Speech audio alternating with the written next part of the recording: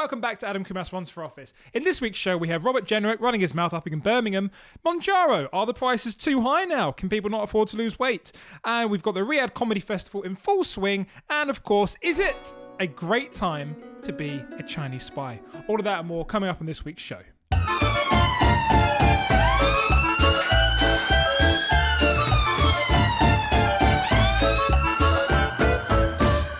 Welcome back to the show. My name's Adam Coumas. Today we've got a bunch of stories from this last week. We have Robert Jenrick starting off, and he's being accused of fueling toxic nationalism after his Birmingham visit. Now, if you're not aware with Robert Jenrick, he's a Tory MP turned YouTuber turned I don't know, outrage guy. He's basically he's known for that. He's been known for like creating videos on YouTube and sort of like stoking national I wouldn't say hatred, but I guess sort of like rage baiting a little bit. And there's some of these videos I agree with. Some of these videos I'm like, okay, well, you're an MP. You're supposed to be a bit more respected than doing what you're doing. Give an example. He was the guy. We'll get a clip up here. Who was the one saying approaching people as they weren't paying for the trains? If that makes sense. They weren't paying for trains, and he was going through the barriers, and he was going up to people going, excuse me, have you paid? Excuse me. In theory, I completely agree with Robert Jenrick in terms of paying, but I think the way he was going about it, somebody described him as a school prefect going, excuse me, you should really be paying for these. And I think most sane people would always agree you shouldn't be skipping the queues at trains, or you shouldn't be jumping the barriers. But I think the way he goes about it just comes across as very annoying. Anyway, that's his background. That's who Robert Jenrick is known for, at least in recent times. He's recently gone up to Birmingham, and he said he's basically said he's come under fire for saying when he was up there he didn't not seeing another white face. I think so. This is, and obviously people are saying, and he also said following that, not only did he say he wasn't comfortable not seeing another white face, it was not the kind of country he wanted to live in due to a lack of integration. He then followed it up by saying, but that's got nothing to do with skin color or religion. It's like, well, you have just said it's nothing to do with a white face. So I can see why people are upset with him saying this. He also said, he described it as it's the closest he's come to a slum in this country. Now, I've been to Birmingham. That is fair. That is if you are watching this from Birmingham, fucking clean up your act, mate. It is filthy, and I can say that I live in Croydon, so there's people West Croydon specifically. People litter all the time, but yeah, I could agree with it looking like a slum. Because it's covered in litter, not because it's got brown people in it. I'm thinking of slum because when you think of the word slum, I just think of Slumdog Millionaire. So yeah, I could agree with the slum bit, but I don't agree with the fact that there wasn't enough white faces there. Do you know what? I can understand in the sense that there's a primal thing, isn't there? People feel most comfortable around people that they feel share the same values. Sometimes, unfortunately, that's to do with skin color. Sometimes it's like middle-class people are more comfortable around middle-class people. I don't know if you've seen them, but they're like, oh, you also go to the farmer's market. Oh, thank goodness. Great. We can talk about our oat milk and our chai lattes together. You see working-class people, they are most comfortable around other working class people, and sometimes that happens to go with faith, sometimes it goes with traditions and culture, so I can understand that. But to sort of phrase it in a way where you're saying I didn't feel comfortable, or I didn't see another white face, we've got to criticize it. And I'll tell you the reason why we've got to criticize it, because this reminds me a lot of the BBC presenter, I think his name was Nihal Arthanaika. He said not too long ago he felt uncomfortable in his workplace because it was overwhelmingly white. Yeah, so that was pathetic then. So I think we can call Robert Jenrick for saying the same thing pathetic now, right? I think at that time there was a lot of people sort of saying, "Oh my God, it must be really troubling." And like this guy, and you see how he's done all right. He's doing okay. He's won media personality awards. The guy's very popular. And for him to go, it was overwhelmingly white, and it wasn't good for my mental health. You've got to look at him and go, "You're pathetic. Grow a pair," So I didn't like it when Nihal did it, so I'm sure as shit I'm not going to be okay if when Robert Jenrick does it. I get what these people are saying. I get what Nihal's saying, Robert Jenrick. They're just doing that primal thing of being like, I don't think I have shared values with this. Like, okay, well, let's just create shared values then. All right, fine. Just try and work it out. But it's not to do with skin color. It's this actually ties into. Actually, no. I'll talk about this later. But there's another story that regarding skin color and race later on, which is also quite silly. But so yeah, my point is with Robert Jenrick, you shouldn't be saying stuff like that. Think before you speak, especially if you are an MP. Right. Our next story is we have Mounjaro. Mounjaro prices are going up. Bad news for fatties. Sorry, can't say fatties. Bad news for the brave. Bad news for the brave. This is from the Telegraph. People are desperate. How Mounjaro users are beating the price rise. Okay, so they found a workaround. So to give you a bit of an understanding, I think Mounjaro. There's a bit of a kickback with price rises going up. And this is partly induced with Trump putting tariffs in and saying he wants Americans to get prices. Anyway, if you are overweight and you needed this jab, I say need. If you got this jab, I think the only people who need it are the diabetics. But let's say you got this jab. It was originally priced at £99 per month, which for some people was affordable. It's now rised up prices. It's now risen by over £200 per month. So it's risen in addition to that. So it's close to around £300 a month. Now, what's interesting about, and what I find quite funny about this story is there's a person here called LeBrock. She's a woman, and she was saying when it was £99, she was able to afford it. Effectively, it's the cost of a couple of meals out. I mean, that's another problem. If you're constantly eating out, that's probably contributing to your weight gain. But it doesn't matter. she was able to pay £99. She goes, however, now since this price rise, since the price rise, she will now need to cut back on things like activities out with her daughter. This is like it's kind of like somebody get the small violin out, right? This is so funny. It's like, Mummy, are you gonna come for my birthday? Sorry, Mummy needs these weight loss jabs, Cindy. But can't you just stop eating? No, I can't. I need to inject myself every day to make sure I can stop shoveling cake into my face. I do like this. And there's also the Mounjaro and Wegovy. I understand they have benefits.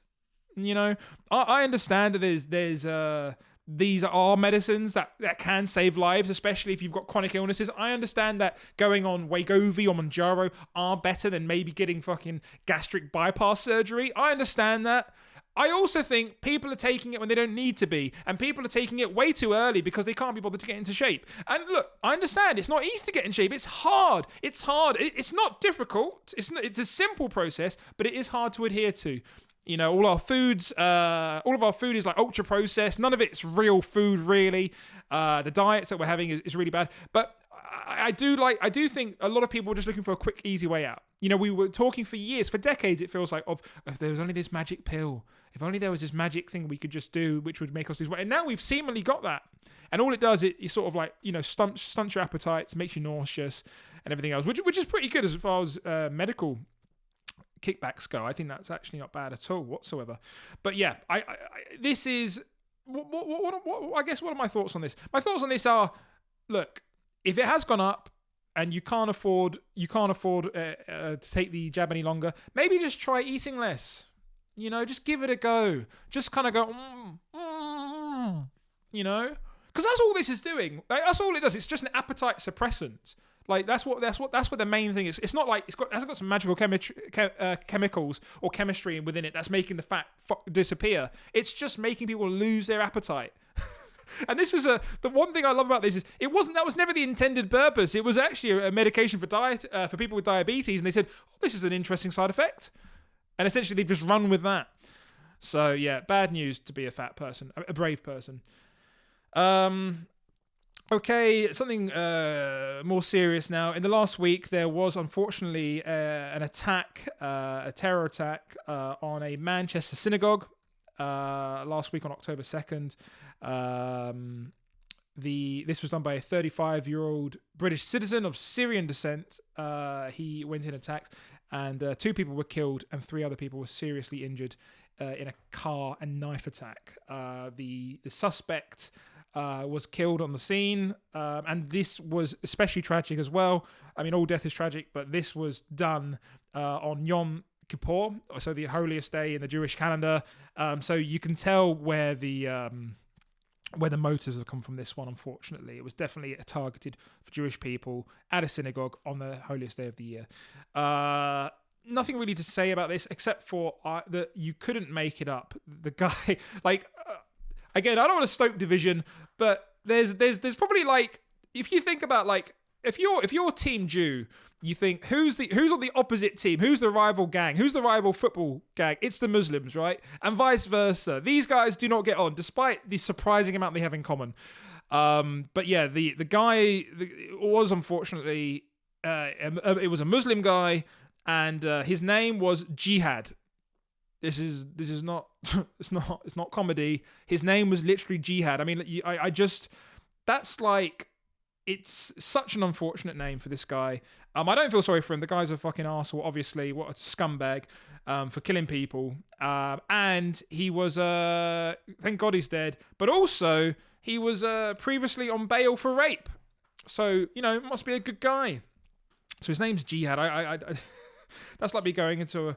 Yeah, I'm not going to make any comments. It's not the time. But yeah, so this has unfortunately happened. There's the Prime Minister, Keir Starmer, said he was going to try and increase security. They're going to try and keep Jewish people safe in Britain. But I guess if you were Jewish, you're right to be skeptical. You're right to think to yourself, how are you keeping us safe? Because we are seeing these attacks go on more. And look, I understand people in the Muslim community are also feeling under threat as well. I haven't seen any Jewish people kill Muslims in the UK. I'll stress, it's in the UK. It's always, and the guy essentially was fueled by what's going on in the Middle East, the big war in the Middle East, the one that Trump said he was going to solve, which he hasn't solved. So yeah, it's just a shame whenever any of these things bleed into our society in Britain. So yeah, very unfortunate there. So you think, moving on to slightly less serious news, but also quite silly. This one's quite silly. Sir Lenny Henry has released a book, and within his book, the book is called The Big Payback. Okay, so you think, okay, what's this about? He's co-written a book, and he said it within the book, all black British people should be paid slavery reparations. Okay. The comedian's book supports the case for the UK to hand over 18 TN, which means 18 trillion in compensatory payments. Now, I don't know about this. I was never a slave. I was never a slave owner. I'm not saying that slavery was ever a good thing. God, absolutely terrible. I just think this is I don't know what this achieves.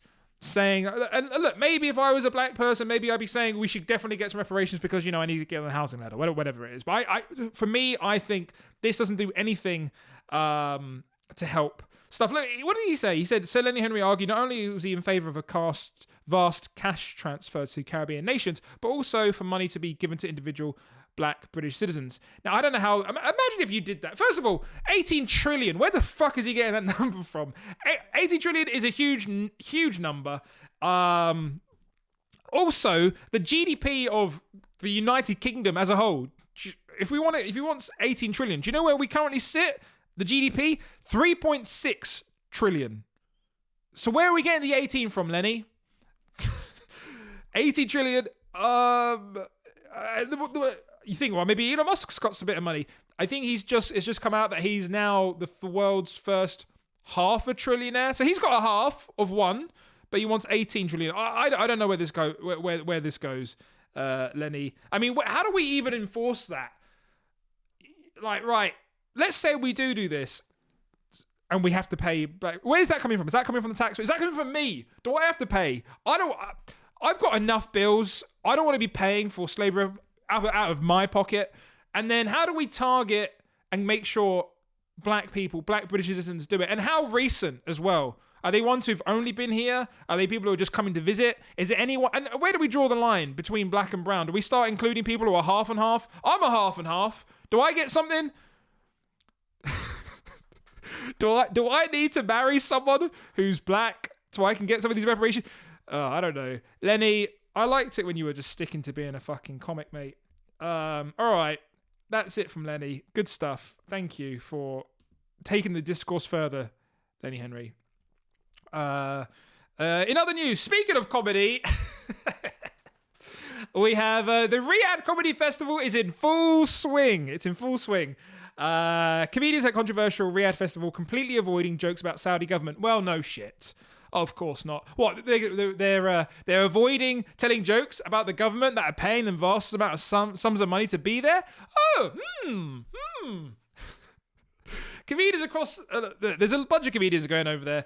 You know, you've got Jimmy Carr, Louis C.K., Kevin Hart, Bill Burr, Omid Djalili, Dave Chappelle. People are getting shit for it. Quite rightly, I guess, but also not really. You know, people like to think comedy or stand-up comedy is this noble art form. It's not. We're not council funded. The majority of these comedians have told jokes about their dick, to be quite frank. I don't know why we're looking at them as anything other than, you know, out to make money for themselves. Like that's it. I think the people who are getting the most amount of shit are people like Chappelle, Jalili, and Bill Burr, because they've been quite, you know, right on recently, you know, or in recent years about, you know, human rights and everything else. And we know Saudi Arabia has human rights issues. open human rights issues, you know. I'm not saying we're perfect in the West, and I think if any self-respecting strong nation, let's say the UK or the US, we're going to be having the same human rights issues, but we do it behind closed doors. That's the key difference. We do it behind closed doors. When we do our killing, when we kill our journalists, we do it hidden, like the Nazis. Like the Nazis. You commit your horrific acts in silence. You do it behind closed doors. You pull the rug, you pull the wall over people's eyes, you put them up, you sweep them under the rugs. You don't chop them up and put them in suitcases for everyone else to find out. Sloppy work, Saudi Arabia. Would I go there? Yes, I would. Of course I would. Depends how big the paycheck is. You know, I wouldn't go over there for a fiver, but you know, if it was 15 quid. I don't know. You've got a bunch of comedians as well who, quite frankly, weren't invited, giving them shit, saying, oh, you know, it's like, shut up. You know, it's, you're just as bad. You're just not on the top. I think Mark Maron's the worst of this. He's a, I don't know. I don't even know why I don't like Mark Maron. He just comes across as fucking annoying. Why are they giving these comedians shit? Oh, because homosexuality and the expression of gender identity for trans people remains illegal in Saudi Arabia. Yeah, okay. That is fair. That is not good. But you know what? There's funny. There are funny things. The things that I do find funny. Dave Chappelle has apparently come out and said he reportedly told an audience of around 6,000 people that it was easier to talk here than it is in America. So he's saying it's easier to talk in Saudi Arabia than America. You know what that is? Apart from a load of bullshit, that is Dave Chappelle that is him making sure he gets invited back. So smart move, David. He goes, it's easier here than talk in America. It's like, okay, my guy. Also, the amount of people who are criticizing for this, because they're all going to be people who are sort of quite liberal, left of center. They're criticizing him for this. And they are the same people who not 1 month ago were saying that you can't say anything in America. Trump's coming after people and everything else like that. So I guess this is the people who are criticizing him are typically going to be left-wing people, and they've also said that so it's a bit of a hypocrisy here, because you can't say America, you can't say anything, and then when he says that in Saudi, we go, whoa, actually you can. Yeah, I mean, look. The reason there's other controversy around here, because a lot of these comedians allegedly had to sign non-disclosure agreements, or they had to sign contracts saying they wouldn't criticize the Saudi government whilst they were out there. That's no different to going to a fucking Freshers Week at a university in Bath and saying you won't take the mick out of people who are old. Like I got criticized. I got asked to not call Freshers Week because they had a bunch of mature students who, quite frankly, aren't so fresh. They're probably closer towards the end of their life, and they thought I'd be offensive. And I went, oh, okay, yeah, I won't say that. So Saudi is just that taken to the ultimate. The ultimate level, like, please don't mention our slavery. Please don't mention the fact that we have human rights. Please don't mention the fact that we chopped up a journalist and allegedly chopped up a journalist and put him in a suitcase. Look, this is just high level stakes. Look, is there an argument to be made saying if you are also a multiple millionaire and you're good financially, do you need to go and do this? Yes, of course there is. Of course there's a case. And I guess all of these guys are multimillionaires anyway. But do you know what? Everyone's got a price. Everyone's got a price. I'm not saying it's good, but everyone has a price. Money talks. Money's dirty. I would like to see how these comedians react when they come back. I want these comedians just to saying things like, do you know what? Yeah, it is pretty shit out there, and but I made the paycheck and I've got it back here. Or maybe not. Look, maybe is there a kernel of truth to saying bringing these people over and performing could it changes Saudi? Maybe Saudi's like, look, we're not perfect. We haven't got the hang of brushing our human rights atrocities and our slavery under the rug and just making sure it's never happened. I mean, they have got slavery. Where's Lenny Henry on this? Where does Lenny, where do you sit on Saudi Arabia? Because they've currently still got slaves, ones that were alive and we know of, and people are still there. Like, should the House of Saud be paying reparations? Do you know what? This is the reason why Lenny Henry's angry, because I reckon Lenny Henry wasn't invited to Saudi, because he hasn't been relevant for quite a little while. I reckon Lenny, for the right price, would be the first on board to fucking Saudi Arabia. Allegedly. I don't know when I should have put that in, but I'm putting it in, just in case, to cover my ass. Yes. Speaking of money, or lack thereof, UK death tolls for the homeless hits a new high of over 1,611 in 2024 alone. Yeah. So this is quite serious. We're seeing this is due to, from a homeless minister said this is due to increasing levels of poverty. Yet no shit, mate. Yeah. So that's the homeless minister really fucking hitting the nail on the head there. They've really done that. Well done, Alison McGovern. Is that a man or a woman? I don't know. It's one of those gender neutral names. Sounds like a woman. Could be a man. Alison McGovern described the figures as heartbreaking. Oh, is it heartbreaking? Yeah. Is it heartbreaking that homeless people in the UK are dying at highest records than ever before? Yeah, it is heartbreaking, isn't it? Do something about it! Why don't you do something about it? Oh, God. So frustrating. Oh, they're just dying. What are they doing? They're just dropping dead of brain aneurysms? Or are they living in conditions for so long that is leading them to fucking die? Over the 1,611 people who died of homeless in 2024, 3/4 were men. Yes, men. We fucking do things well, lads. We do things well. I know we get a lot of shit for the patriarchy, but when it comes to suicide rates and dying if you're homeless, we've got that shit on lock, man. That's the patriarchy in full effect there. 2/3 of the death were people living in temporary or supported accommodation, whilst 169 were rough sleepers. 11 of which, unfortunately, 11 of which were children. Although the ministry said the true figures were likely to be much higher. Wow. Okay. Yeah, and they've said, and the ministers come out and basically said all the right talking points, saying it's a tragedy, my heart breaks, and child deaths cannot be tolerated. But they are tolerating them, aren't they? The children are dying in the UK. This is. Do you know what? I wonder if there's something the government could do for these homeless people. Like, I'm just thinking off the top of my head here. Do you reckon there's any sort of, like, I don't know, 5-star hotels? We can put the homeless people in and give them like 3 square meals a day. We can keep them occupied and keep an eye on them and make sure that, like, if they have got like drug dependencies, we can sort them out. Maybe we can get them some entry level jobs so they're not very skilled. We can get them delivering fucking pizza in the rain under Uber or Deliveroo. Do you reckon there's a system we could do? Do you reckon there's something we could do for our homeless people, for the British citizens? I don't know. I mean, I don't know.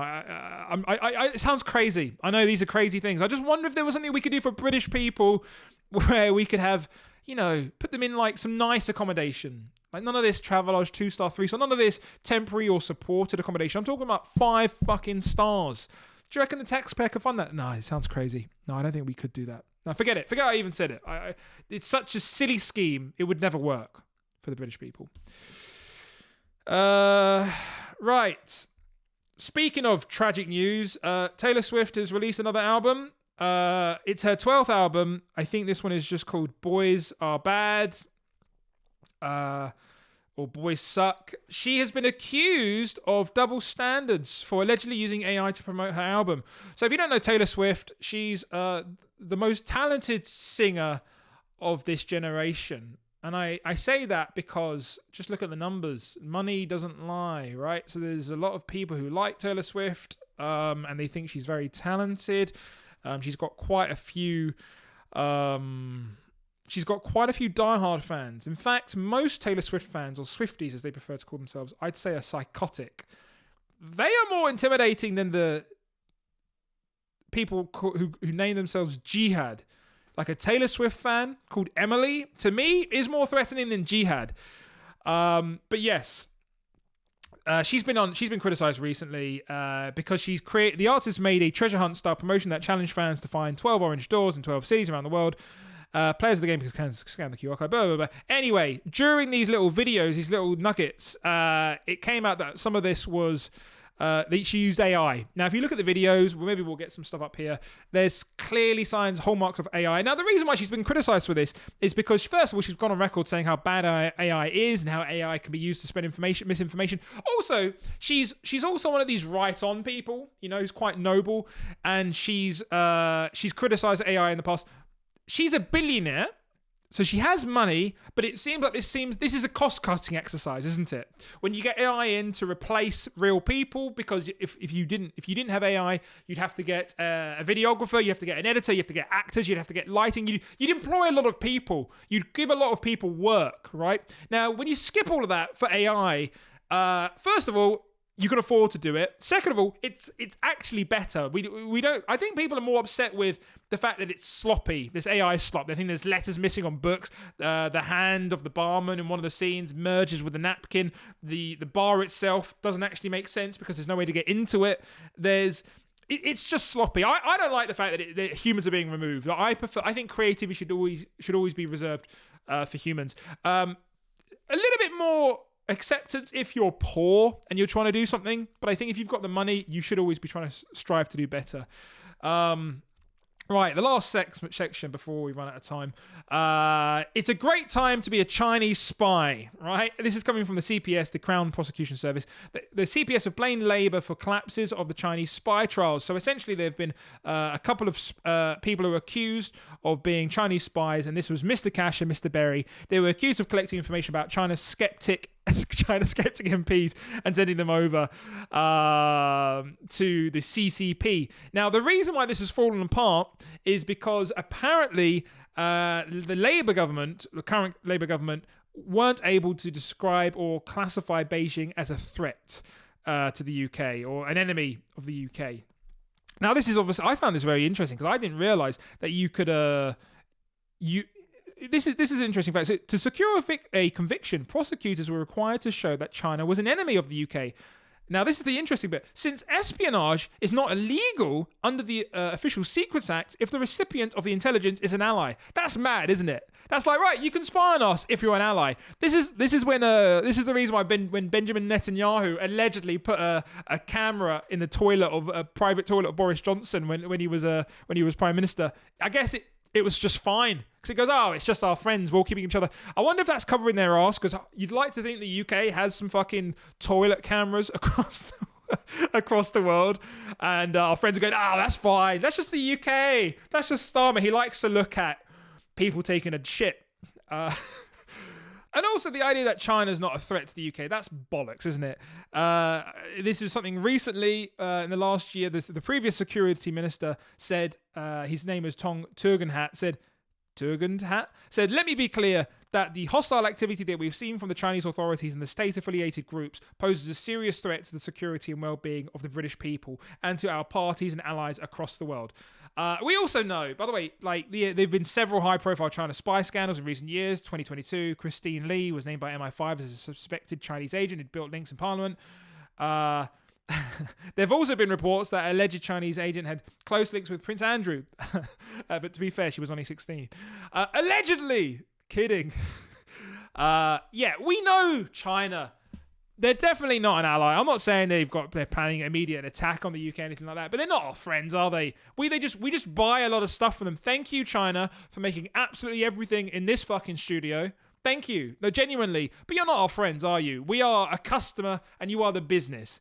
Let's be clear. There's a reason why we got rid of Huawei infrastructure across the UK for 5G, and those phones are banned across in the States as well. There's a reason why we don't trust TikTok, and we think that it's sent to spy on us from the Chinese Communist Party. Anyway, we dropped the case against these two people because after months and months and months, the government refused to provide or decree China as a threat to the UK. So this is where diplomacy goes a bit too far, isn't it? Right? It's quite obvious.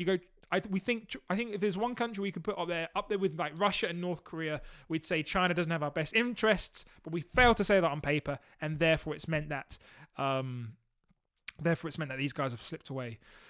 Anyway, that's the end of the show. Thank you for tuning in this week, and we'll see you again soon. Goodbye.